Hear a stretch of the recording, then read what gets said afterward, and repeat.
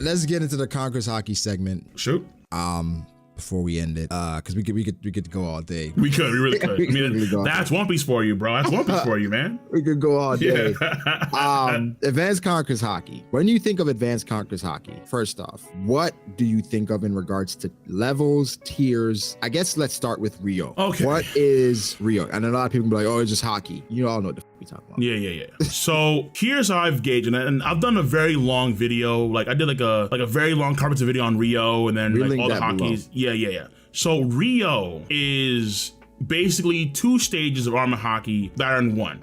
So you have the basic Ryou that Hyogoro taught. Hyogoro has that, right? Yeah, Hyogoro has that. Like most folks have that. Zoro has that too. I think Yamato as well they have that too. Where like the Ryou like projects out of like the person. Yamato so actually like Yamato. That's what Rayleigh did against the elephant. Well, yes, exactly. Right. Or Sentomaru or Marigold. Sentomaru, yeah. Yes, and then there is like even Yamato with the narcotic arrow may have actually done that in like a beam. Okay. Yeah. Right. Now there's the other version of it where it can go inside of internal objects. That's what Luffy's rolling with. All right. Internal destruction. So this is the Ryou that I think the Scabbards use against Kaido. So the reason why Kaido was so confused, like he thought that it was Odin's Haki, like he called it Odin's Haki. Odin had that Haki of Ryou that could do internal organ damage. And part of the reason why he can probably do that is because, I would theorize, that he actually knows how to cut the poneglyphs because that's part of his clan's duty. In order to cut the poneglyphs— that's a technique that they learned at a very young age. Yeah, exactly. So at least that's my theory. So my idea is that because of that, his real Haki can do internal organ damage. And Luffy knew that off the gate instinctively because Hyogoro says what you're doing is actually above what I can do, right? He says that in the Prisoner of Minds, and it's probably because of Rayleigh's teaching, because he kind of remembered what Rayleigh could do with the whole Kami cuff thing, and Luffy probably was able to mimic that in some way and do it on the spot. Right. So that Oden Ryou is that advanced Ryou. So there's Ryou and then there's advanced Ryou, where that goes inside of objects and does internal organ damage or internal damage. Had the basic form where it's just about expending that Haki out of the fist with some force, or like a Hunter emissions. Right. And then you have the other form that Rayleigh did with the handcuffs, where it's internal destruction. Yeah, exactly. Where you can force it into the actual object. Yeah. Okay. So with the Conqueror's Haki, what I think is the case here is that when you infuse your Conqueror's Haki into your attacks, it depends on what your fit for Haki is. Luffy's is Conqueror's Haki. Yamato's may not be Conqueror Haki. It could be Armor Haki. Who knows? But Luffy, well, we know Zoro's is also Armor Haki. Luffy appears to be stronger with his Conqueror's Haki potency than Yamato or Zoro. Because what he's doing is like splitting the sky apart, trade with Kaido, blow for blow, doing like the clash where like spaces, like the Roger Wiper thing. They're doing the same thing, but he has sandals. It's like, okay, all right. So, the infusion of Conqueror's Haki for Luffy's case, because he just learned it's kind of sloppy. It's weird. Like, it's not necessarily like that good, but he makes up for that because he has that Ryou, advanced Ryou, because he can do internal damage now. So when he hits, so when he hits Kaido, Kaido's on his back. Like, whoa. When Yamato hits Kaido, like his jaw gets bruised. Like, how is it possible? Like, what's the difference there? Because it's the armor Haki that matters the most, I would argue. So, when Luffy and Kaido attack each other, and they're not touching, what is happening? So it looks like, and this is actually very similar to with Big Mom in page 1, right?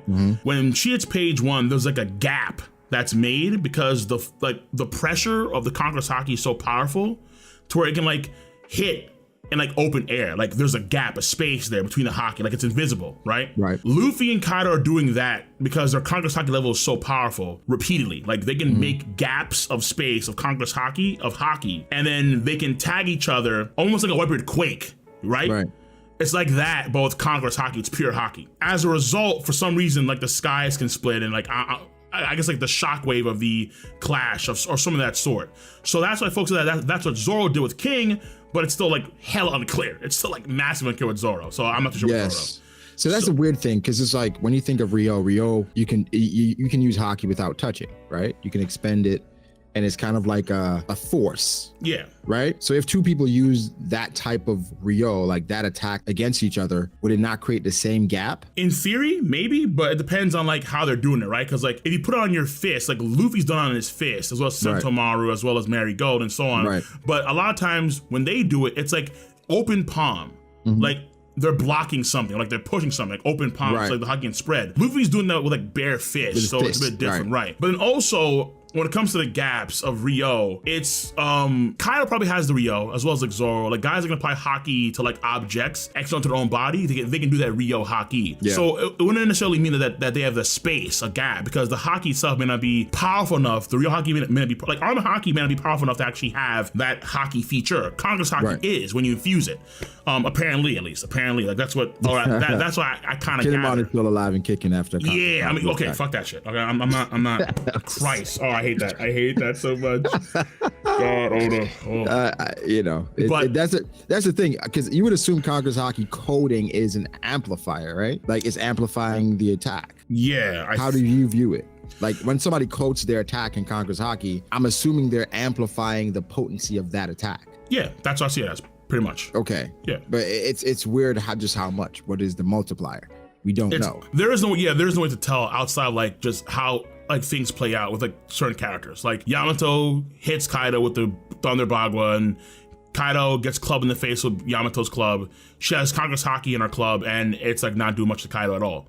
But then Luffy can knock him on his back. It's like, wait, how? Why is Luffy able to do this much damage to Kaido with Conqueror's Haki and not Yamato? And I think it's because, again, it's Conqueror's Haki that he's putting into attacks. True, but it's also because he has that Ryou that he's learned, the advanced Ryou that does internal damage. And that has to matter, because one thing that I've argued with my tier 3 guys from is that the idea is that Ryou Haki doesn't matter anymore now that you have Conqueror's Haki Infusion, which is weird as all hell. No, it definitely has to matter. Yeah, like I was assuming it would have to matter, because it's like we spent all this time training for Ryou Haki, has to mean something ultimately. And I think that's the difference between Yamato and Luffy. Yamato has better. Go ahead. That's what I was about to ask. With like, so if Zoro attacked Kaido, would it still be the same separation if he infuses attacks? Yeah. Like Luffy, because Zoro. Zoro doesn't have the internal destruction because he doesn't need it. He uses blades. So right? I would say Zoro can't do that, because I would argue actually that when Zoro already attacked Kaido with the Dead Man's Game on the rooftop, M actually brought out Zoro's Conqueror's Haki to actually attack Kaido. That's what I personally argue. So that already kind of happened. But I don't think Zoro can actually trade the same way. I think Zoro will be like Yamato, where, okay, you can hurt Kaido, obviously still, you can damage Kaido. I reckon Zoro does more damage than Yamato, yes. But not like Luffy damage, because Luffy still has more, because his affinity for Haki is Conqueror's Haki, whereas Zoro's Armament Haki. So by default, Luffy's Conqueror's Haki must innately be stronger than Zoro's Conqueror's Haki, just by Oda's comments. But the difference here is that because he has the advanced Ryou, his Conqueror's Haki infusion, in part, probably also has some internal organ damage, whereas the other ones don't. Right. That's probably the safest bet here, because that still has to matter. That still has to matter somehow, some way. Otherwise, why even train in the first place? You know what I'm saying? Like, why? What's the point? So he's stacking the two. That's my best bet, which is why Luffy's been so like disgustingly powerful at this point in time.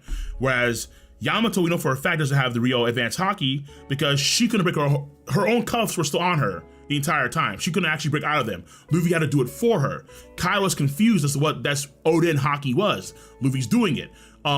We know that Zoro didn't actually fully know what infusion was, because when Sanji makes like the Zoro cross, he's like, Luffy's learned something. He didn't know what exactly was going on there. So Luffy is the guy that's like reached like the apex of like Armor Haki, and his Conqueror's Haki is sloppy, but it's so powerful because that's like his innate attribute.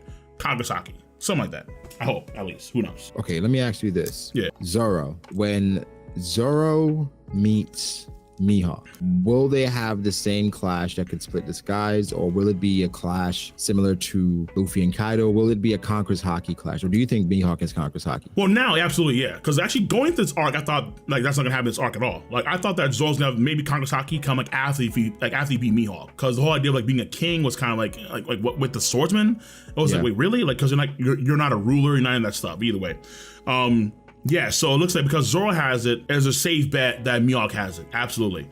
And that may be one of the things that, because the Black Blade thing is also important to this. We still know what that is exactly. I know folks saying that now after this fight against King the Wildfire, Emma's now Black Blade. Maybe. Man, I don't know. I don't know. But I'm willing to bet that Mihawk has Conqueror's Haki. I just don't know if we're going to see the sky splitting. It's possible. Yeah, it's possible. Why not? But I don't know. So the thing is, I'm more inclined to believe that he does, and they did split the skies, because Whitebeard in the New World, right? Everybody knew about these legendary duels. So I'd assume it was, you know, it was to that level where they were both emitting Conqueror's Haki that it was that legendary. So that's Shanks where I'm leaning. I mean, Shanks and Mihawk, you mean, right? Yeah, Shanks and Mihawk. Yeah, Shanks and Mihawk. That's possible, yeah. I mean, I'm not against it at all, honestly. At this point, no, I'm not. Though, I think more than anything else with Mihawk, what's important is something that we haven't seen in a minute now, which I know a lot of folks want to rag on this, but sword skill in One Piece still matters, despite people's, you know, well, just Haki. No, sword skill does matter. Right. And I want to see Mihawk kind of bring that idea back of the actual, what did he say before? He said like the finesse. Degree, like the finesse, like the subtlety of the blade is like what you need to actually achieve true swordsmanship. And Zoro, we've seen like big, crazy, gigantic, black lightning, all this stuff, but we're not seeing really any subtlety. You know what I'm saying? Like it's just all like big attacks and big waves.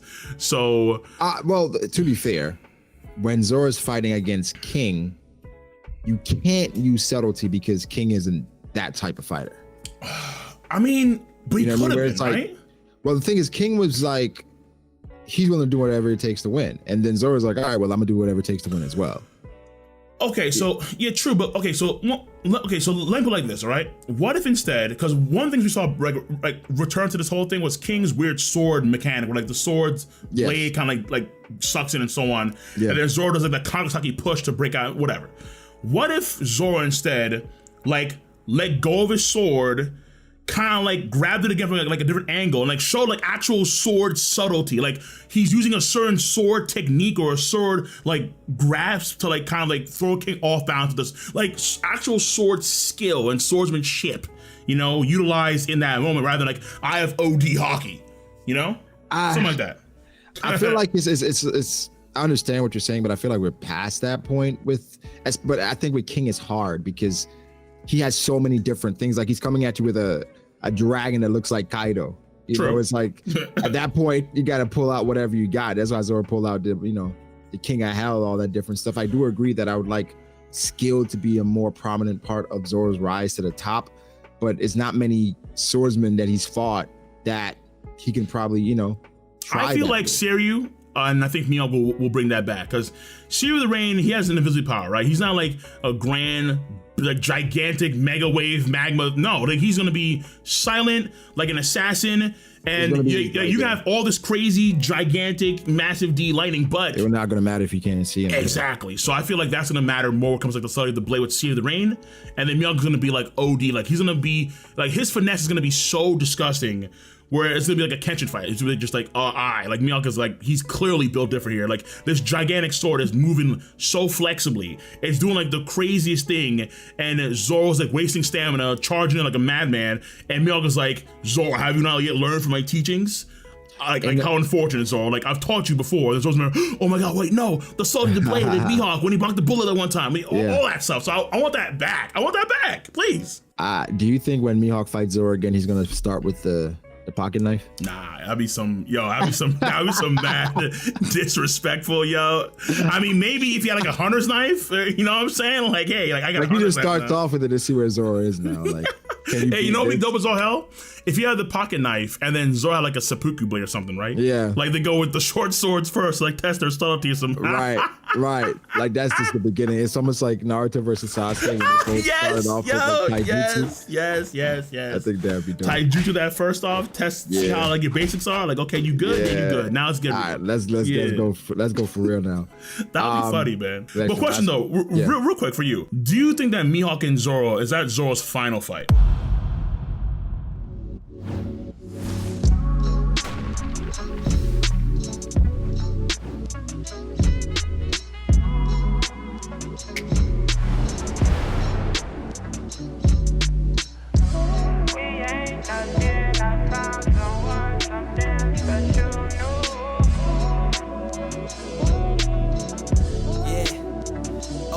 I start doubting me, I felt lost. I rewrite it.